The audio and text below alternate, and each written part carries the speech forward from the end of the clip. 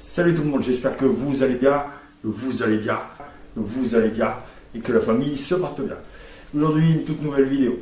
Donc on va voir ensemble le start and stop. Donc, petite vidéo explicative, comment il fonctionne, les pannes les plus courantes.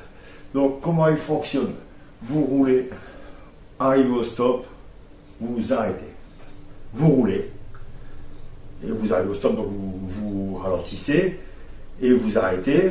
Donc là, le moteur s'arrête. Une fois que vous accélérez une fois, après ça va dépendre des véhicules, le start and stop est assez différent sur chaque véhicule, mais selon les marques, en général, vous accélérez une fois, il repart.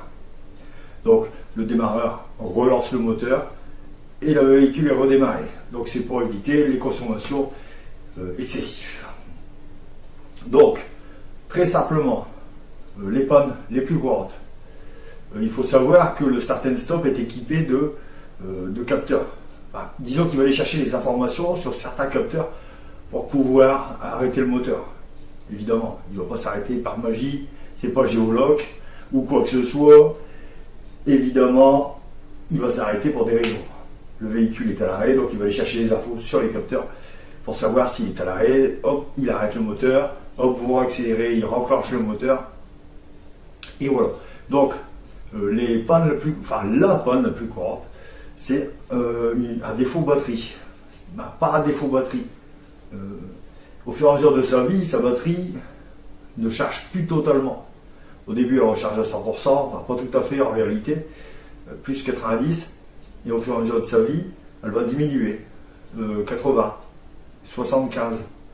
Au-delà de 75, le start and stop, alors, c'est programmé, c'est comme ça que ça doit être fait en fait. Donc le start and stop va se désactiver automatiquement. Voilà, c'est comme ça. On ne peut rien y faire, c'est comme ça. Donc le start and stop va se désactiver automatiquement. C'est-à-dire il ne fonctionnera plus. Tout simplement parce qu'il n'a pas l'énergie nécessaire pour aller chercher sur les différents capteurs, tout ça.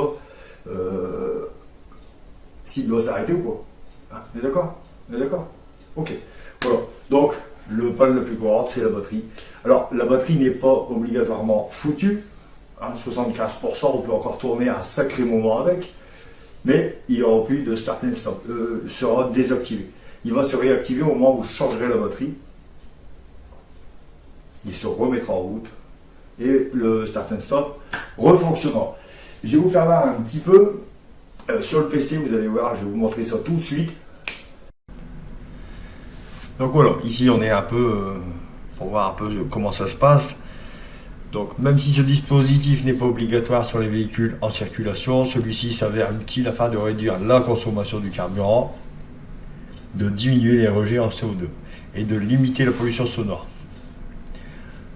Car le système s'occupe automatiquement de couper et redémarrer le moteur lorsque cela est nécessaire. Un feu rouge ou dans les embouteillages. Ça c'est la partie, on le sait. Est un système permettant de couper automatiquement le moteur lorsque celui-ci est un arrêt prolongé de plus de 5 secondes environ, lorsque le conducteur enclenche le point mort, ou si si la vitesse de la voiture passe sous une valeur précise.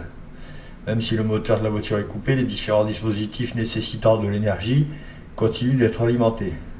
La batterie, comme l'autoradio et l'éclairage. Donc voilà, ça c'est fait.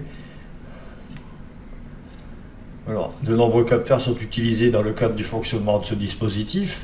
Donc là on voit capteur de vitesse de roue, capteur de batterie, le capteur de température extérieure et le capteur de la pédale d'embrayage. Quand s'active le start and stop.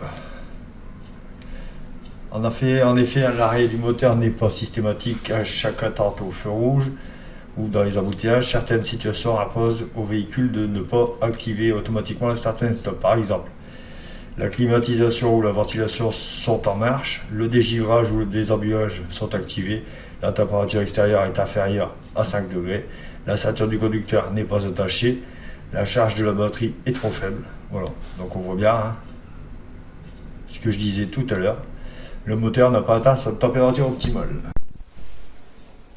Voilà, j'espère que cette vidéo vous aura plu. Petite vidéo explicative sur le Start and Stop. N'oubliez pas de vous abonner. Lâchez-moi un max de pouces. Et salut!